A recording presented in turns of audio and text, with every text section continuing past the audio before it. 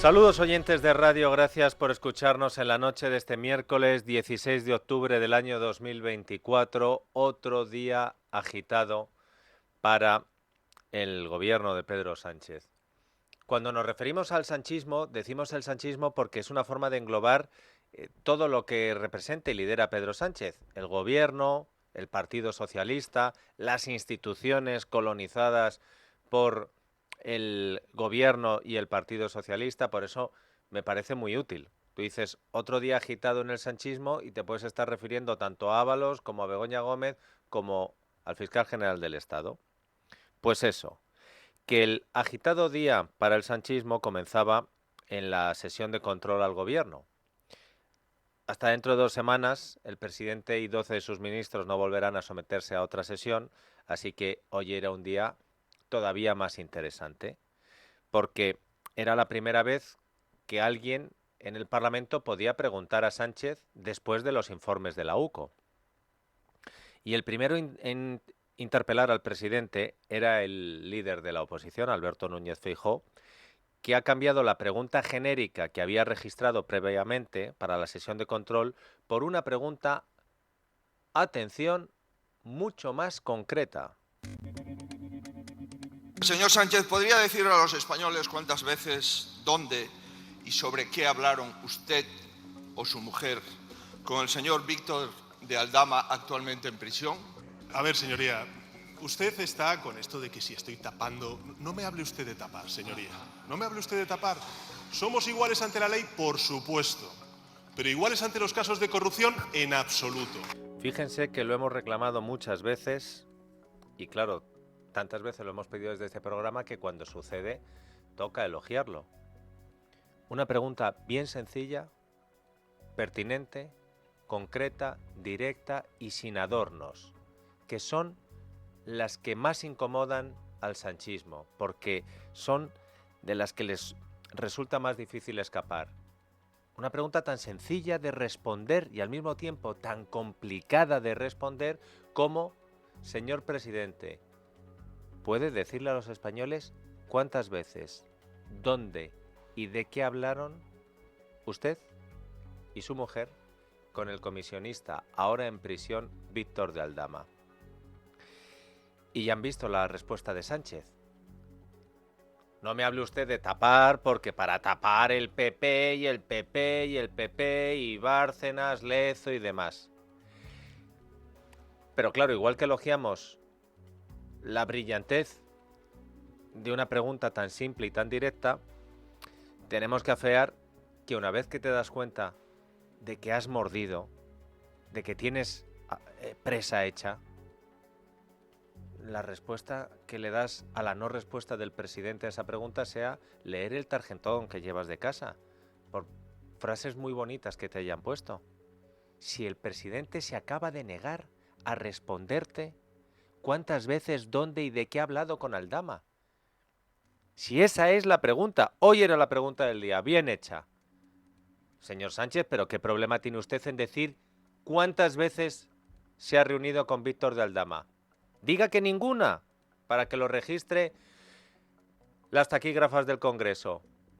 Diga de qué, diga con quién, diga lo de su mujer. Pues nada, Sánchez, que no me hable usted de tapar. Y la verdad es que ha conseguido, con el no me hable usted de tapar lo que era la pregunta interesante. Porque luego lo que ha venido es, pues eso, el y tú más y la lista completa de escándalos de un lado al otro del banco. Su actitud y su cara le delatan. Colaborar con la justicia es ponerle 2 querellas al juez que le investiga. Todos los caminos conducen a usted. Señor 1, márchese ya. Tiene usted 4 causas judiciales, 15 delitos investigados, 11 ministerios implicados, la tercera autoridad del Estado, su partido, su gobierno, su familia y usted al tanto de todo. Ya no es heroica su resistencia y su dimisión es de libro. En el Partido Socialista Obrero Español, quien la hace la paga. Y en el suyo, señoría, cuando se denuncia un caso de corrupción, se le echa a la calle. Tápense un poco, porque de la A de Ayuso a la Z de Zaplana tienen un caso de corrupción para cada letra del abecedario. Es mi opinión, y puedo estar equivocado. porque por supuesto yo soy el menos listo y el que menos sabe de política, pero creo que la pregunta sobre Aldama le hace 100 veces más daño a Sánchez que el decirle máchese usted. Porque es la pregunta sobre Aldama la que le puede complicar el horizonte, y no solo político, al presidente. Bueno, pero el presidente salía como podía de las preguntas de Feijóo y luego tenía una pregunta de la líder de Podemos, Ione Belarra, que por rotación le tocaba preguntar. Y la podemita no ha desaprovechado para meter un poco el dedo en la llaga en la corrupción. Atención a la respuesta del presidente cuando le hablaban de gente que mete la mano en la caja de su gobierno. ¿Qué quiere que le diga? No somos iguales ni en partidos políticos ni tampoco en personas. Aquí, en un caso de corrupción que yo lamento y para eso pido disculpas a la ciudadanía, actuamos desde el inicio. Ellos lo que hacen es tapar la corrupción y alzar precisamente a la presidencia a aquellos que tapan esa corrupción. No se equivoque, aquí está la izquierda, apoyen ustedes también a la izquierda. Un caso de corrupción que yo lamento y pido disculpas a la ciudadanía, le ha dicho Sánchez a Ione Belarra. Así como lo han visto como de pasada, ¿no? Bueno, es un caso de corrupción por el que yo pido disculpas. Pero ¿no habíamos quedado en que todo era producto de la máquina del fango? ¿Pero no era cosa de los pseudomedios, de los tabloides digitales? Ah, que ya hay un caso de corrupción por el que el presidente tiene que pedir disculpas. Que ese podría ser uno de los titulares del día, ¿verdad? Sobre todo para la prensa extranjera. Sánchez pide disculpas a los españoles por la corrupción en su gobierno. Claro que no nos queda claro de qué caso de corrupción habla. ¿Del de Ábalos? ¿Del de su mujer? ¿Del de su hermano? ¿Del de su Ministerio de Transportes? ¿Del Ministerio de Interior? ¿Del de Baleares? ¿Del Ministerio de Sanidad? ¿Del de Canarias? Después de decir esto, Pedro Sánchez ya no ha tenido ganas de más, se ha ido del hemiciclo, comenzaba el turno de preguntas al resto de miembros de su gobierno y él ya para eso no está. Decía antes el presidente en su réplica a Feijóo que el que la hace la paga. Con él el que la hace la paga. Pues hoy hemos visto que el que la hace no la paga, al menos si eres fiscal general del Estado. Porque justo cuando Sánchez ya había abandonado con bastante prisa el hemiciclo, saltaba la noticia.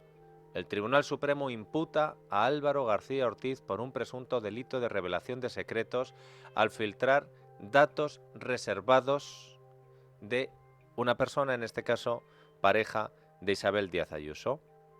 El alto tribunal se declara competente para investigar también a la fiscal jefa provincial de Madrid, Pilar Rodríguez, por el mismo caso.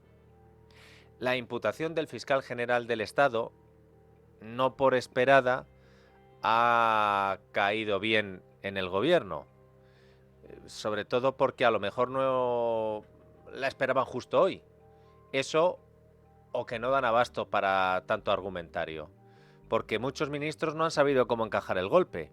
Y a falta de argumentario han tenido que salir corriendo de los pasillos del Congreso sin responder a los periodistas.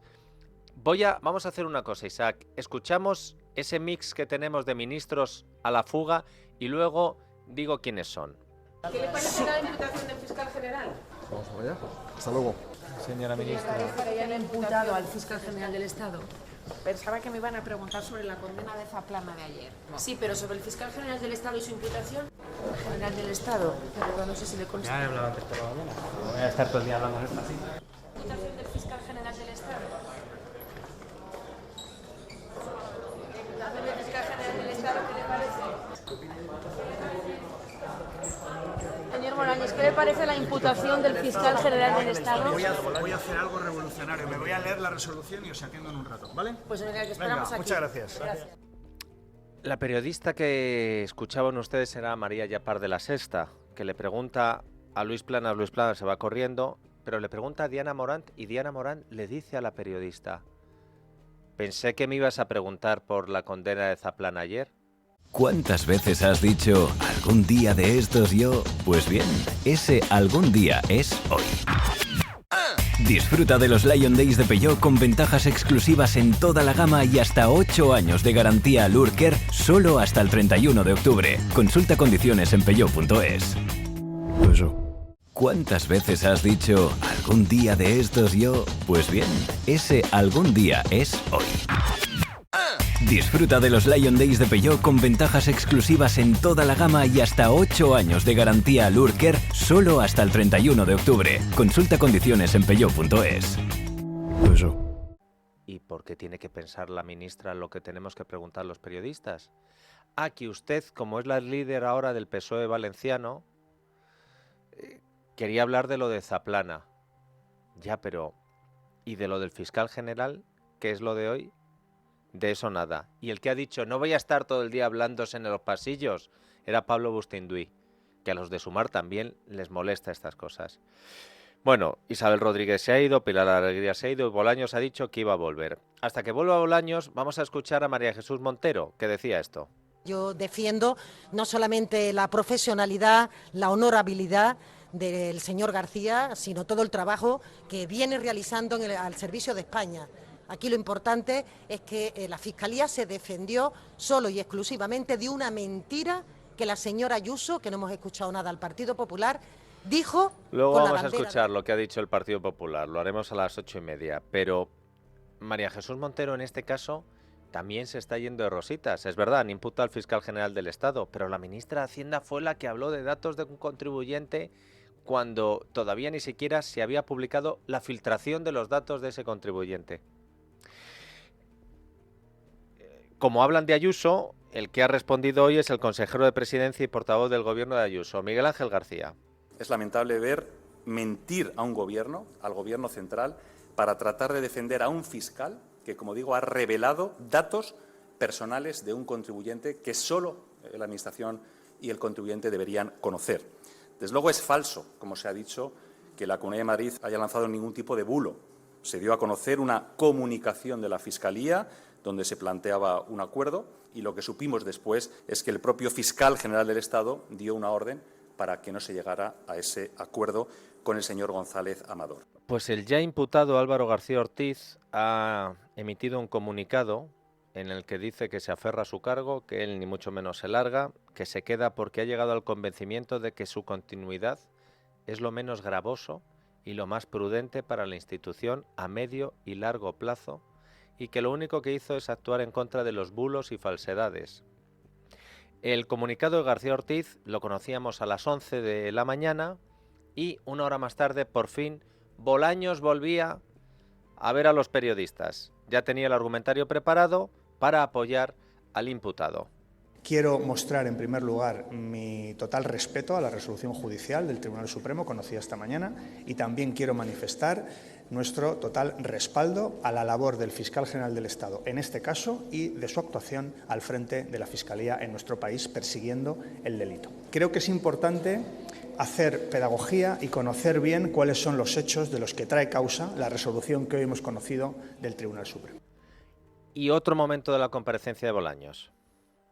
La Fiscalía del Estado lo que hace es difundir una nota donde se desmiente la información falsa, se desmiente la información incierta, se desmiente el bulo y se cuenta la verdad objetiva de lo que estaba ocurriendo. Y es que era una persona que había reconocido la existencia y que había cometido 2 delitos fiscales, que estaba intentando llegar a un acuerdo con la Fiscalía para no ingresar en prisión. Esta es la realidad. Estos son los hechos. ¿Qué hizo la Fiscalía? Cumplir con su deber, es decir, perseguir el delito y proteger la verdad. ¿Qué hizo el delincuente confeso? Pues lo contrario, perseguir la verdad y proteger el delito. ¿De verdad puede ser delito en nuestro país contar la verdad? ¿Desmentir un bulo propagado por un delincuente confeso por su pareja y por su entorno político? Es curioso la forma en la que respeta el ministro de Justicia las resoluciones del Tribunal Supremo, porque cualquiera que le oiga parecería que el Tribunal Supremo ha imputado al fiscal general del Estado por defender la verdad. Eso sería prevaricar. El señor ministro de Justicia lo sabe, pero él dice que va a hacer pedagogía y entonces los del Supremo pues prevarican porque imputan a un tipo por defender la verdad. Pero siguiendo con lo de hacer pedagogía, vamos a explicarle a los oyentes que el señor fiscal general del Estado, el fiscal imputado, no está imputado por defender la verdad. Si Bolaños es verdad que se ha leído los 20 y pico folios del Supremo, habrá comprobado que en el escrito se señala que horas antes de que se publicara la nota de prensa de la Fiscalía, se revelaron los correos entre el fiscal del caso y el letrado de la pareja de Ayuso. Y eso está muy feo, porque eso es violar la confidencialidad de una conversación fiscal-abogado. Y es precisamente por esos correos y por la información que había en esos correos por lo que se ha imputado al fiscal general del Estado. Según el Supremo, queda acreditado que el contenido de esos correos electrónicos con citas textuales se divulgaron previamente a la nota y a esos mails y solo tenían acceso el afectado y la Fiscalía. Sigamos con la pedagogía. En el escrito del Supremo también se recoge la llamada que le hizo el fiscal general del Estado al fiscal Julián Salto, preocupado porque en la prensa se estuviera hablando de un acuerdo de conformidad y exigiéndole que todos los correos electrónicos que se tuvieran había que ponerlos. También se recoge cómo el fiscal Salto llamó a la fiscal superior de Madrid, Almudena Lastra, para pedirle todos los correos e instancias de la fiscal jefa provincial y del fiscal general. Y se cuenta cómo la señora Lastra se negó a asumir la nota informativa porque sabía que era un delito, que se estaban incluyendo datos de comunicaciones internas entre un fiscal y un abogado, y que como se le dijo que la nota estaba consensuada con la jefa de la Fiscalía, entendió que la orden era imperativa y la pidió por escrito. Y al pedirla por escrito, de momento han caído el fiscal general del Estado, la fiscal jefa de Madrid y el fiscal de delitos económicos. El escrito del Supremo, en el que se imputa a Álvaro García Ortiz, se ha acordado por unanimidad. Unanimidad. Porque la cosa es tan obvia que queda poca discusión. No ha habido discrepancias. La conclusión final es que deben incoarse las oportunas diligencias de investigación con el fin de confirmar o descartar los indicios suficientes de criminalidad anteriormente analizados. Y a pesar de ello, a pesar de otra resolución unánime, rotunda, categórica, el ministro de Justicia ha dicho esto. Yo muestro mi total respeto al auto que hoy se ha conocido del Tribunal Supremo y estoy seguro, porque confío en la justicia, que quedará este asunto en nada. Ya sabemos quién le escribió el argumentario a Pilar Alegría en la famosa rueda de prensa en la que dijo que la Audiencia Provincial de Madrid, a pesar de que le había dicho al juez Peinado que podía investigar a Begoña Gómez por tráfico de influencias, por lo de la Complutense, por lo de Barrabés, pues que iba a quedar en nada. ¿Se acuerdan que lo dijo Pilar Alegría? No, pues si la Audiencia Provincial le ha dado la razón a Begoña Gómez. Solo que Begoña Gómez está con un disgusto tremendo porque no lo ha entendido muy bien. Bueno, pues ahora el Supremo imputa por unanimidad a... ¿Cuántas veces has dicho algún día de estos yo? Pues bien, ese algún día es hoy. Disfruta de los Lion Days de Peugeot con ventajas exclusivas en toda la gama y hasta 8 años de garantía al Urker solo hasta el 31 de octubre. Consulta condiciones en peugeot.es. Al fiscal general del Estado y el ministro de Justicia nos vuelve a tomar por imbéciles y dice, no, pero si en realidad están diciendo lo contrario. Bueno, aún no habían conseguido apagar el incendio del día en el sanchismo por su fiscal general cuando la Fiscalía Anticorrupción pedía la imputación de José Luis Ábalos. Esmeralda. En su informe solicita al juez de la Audiencia Nacional, Ismael Moreno, que envíe una exposición razonada al Tribunal Supremo para abrir una investigación al exsecretario de Organización del Partido Socialista y exministro de Sánchez. El motivo: los indicios de que cometió delitos de cohecho, tráfico de influencias y pertenencia a organización criminal que se desprenden de las pesquisas de la UCO sobre el caso Koldo. Y todo esto siendo el secretario de Organización de Pedro Sánchez y su mano derecha en el gobierno. Anticorrupción se centra en 3 elementos para pedir la imputación de Ábalos. 1. El pago por parte de la trama de un chalet en Cádiz para el ministro.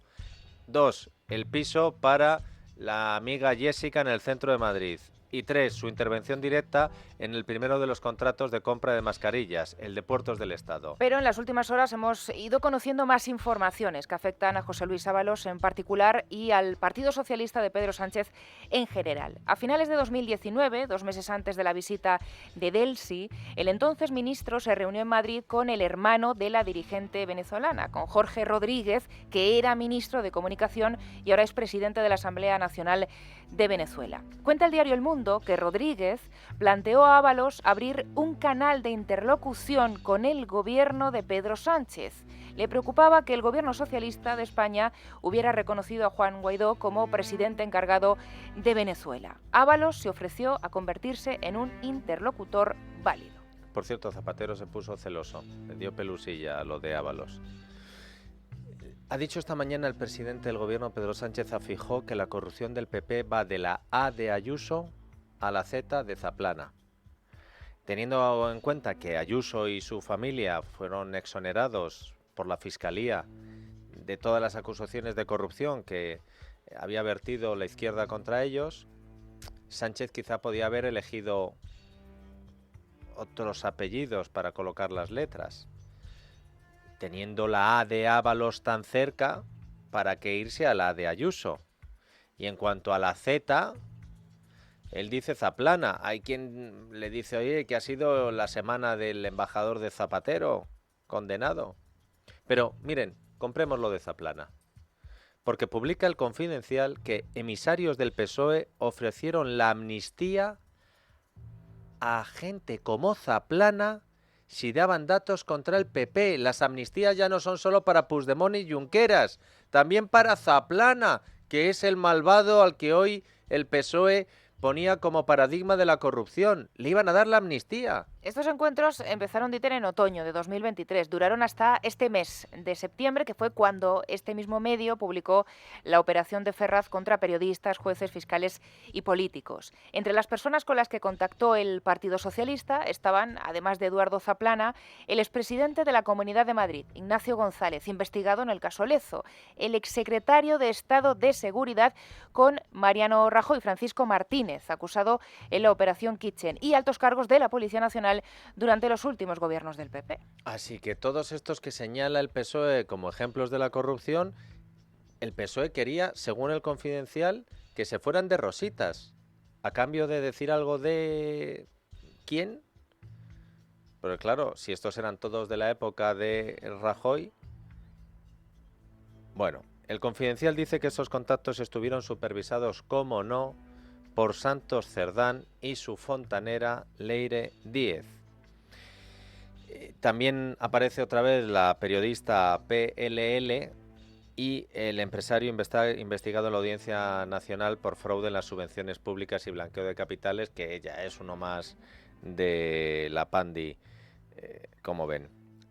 Pero es que de Ábalos y de Delcy tenemos más, porque hoy Oggetti publica que el exministro de Transportes, siendo ministro de Transportes, presionó al presidente de AENA, al socialista catalán Maurici Lucena, para que borrara las cintas de las cámaras de seguridad en el aeropuerto de Madrid-Barajas de la noche de Delcy. Le llamó a Lucena a su residencia oficial y le dijo que había que eliminar las pruebas. Y Lucena le dijo, yo no puedo hacer eso, siento que se enfade, señor ministro. ¿Pero cómo iba a borrar las cintas? Pues querían que las borrara. Las cintas, por cierto, nunca las hemos visto, pero no se han llegado a eliminar y siguen estando en manos de un juez que por alguna razón dice que no tiene interés que se vean. Bueno, el mismo medio de Oggetti cuenta que Víctor Francos, creo que también es del PSC, el jefe de gabinete de Salvador Illa, otro Illa por aquí, y además fue nombrado presidente del Consejo Superior de Deportes, no confundir con Franco, el del PSOE, este es el que vino después, Francos.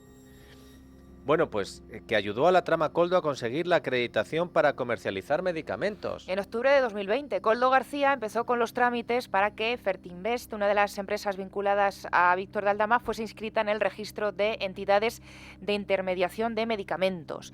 Las conversaciones intervenidas por la UCO de la Guardia Civil demuestran que el 16 de octubre Koldo tuvo una reunión con Víctor Francos.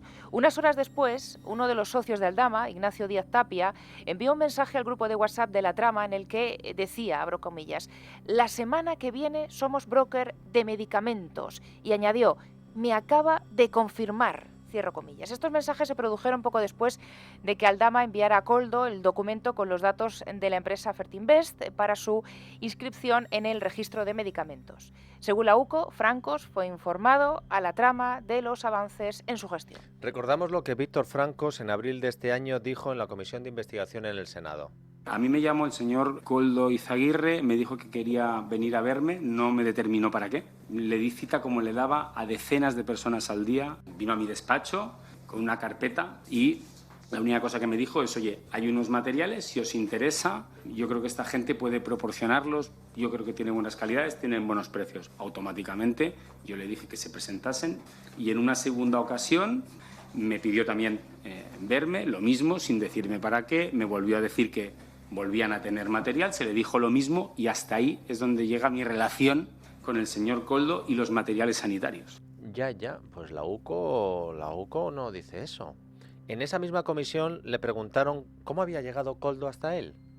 ¿Te conocían del partido? Yo había oído hablar de él, pero había oído hablar de él, pero yo no lo había visto. ¿Entonces se conocían del gobierno? No, de nada. Yo no. ¿Y entonces quién le dijo, oye, va a ir mi asesor? ¿Le llamó el ministro Ábalos? A mí el ministro y ya... Le dijo que recibiera a Koldo. Me dijo, te llamará Koldo. Pues por fin ha contestado usted.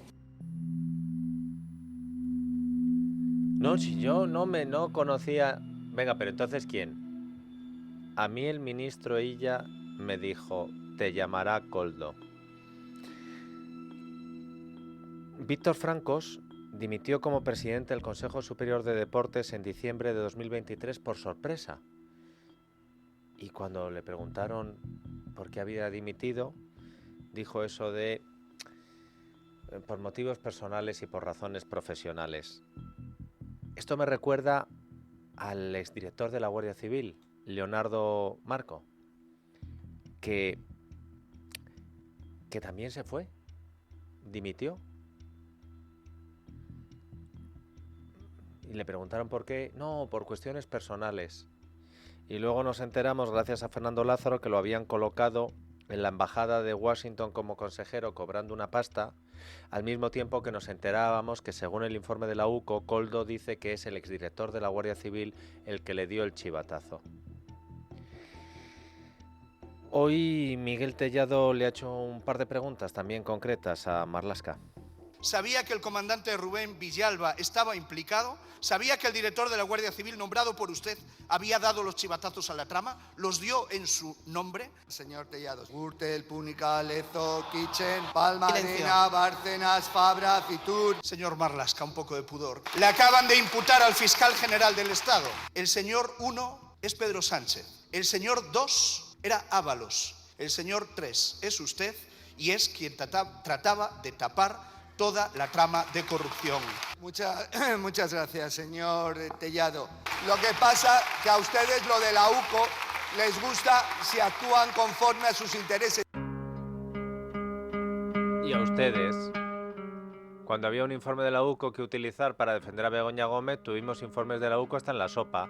Ahora les preguntan por informes de la UCO y... Bárcenas, Kitchen, Lezo, Palmarena, Gürtel. La pregunta es cuánto tiempo pueden estar Sánchez, Marlaska, Montero, Bolaños respondiendo con la corrupción de Mariano Rajoy o de los gobiernos de Mariano Rajoy o del PP de Mariano Rajoy y Aznar cuando les pregunten por la corrupción del sanchismo. La pregunta es ¿cuántos imputados puede sostener el sanchismo al mismo tiempo? Sin que eso haga temblar los cimientos. Yo sinceramente, e insisto, es mi opinión y puedo estar equivocado, creo que Sánchez políticamente puede aguantar el tiempo que quiera porque ninguno de sus socios parlamentarios le van a pasar factura por la corrupción. Pero claro, como le ha dicho esta mañana Feijóo, su agonía legislativa le va a parecer una broma al lado de su agonía judicial. Y aunque no haya sido su intención, el líder del PP puede que le haya dado la razón a Sánchez cuando dijo eso de que él podía gobernar al margen del Parlamento. Porque cada vez está más claro que Sánchez se ríe de la supuesta agonía legislativa o parlamentaria. Pero no le hace tanta gracia la agonía judicial que cada día sufre su gobierno, su partido, su familia y cada vez más claro su persona. En la España de Sánchez, donde todo es posible, quién sabe si veremos por primera vez a un presidente del gobierno de España imputado. Total, ya hemos visto a la mujer de un presidente imputada y desde hoy, y por primera vez también, al primer fiscal general del Estado en España imputado en nuestra democracia.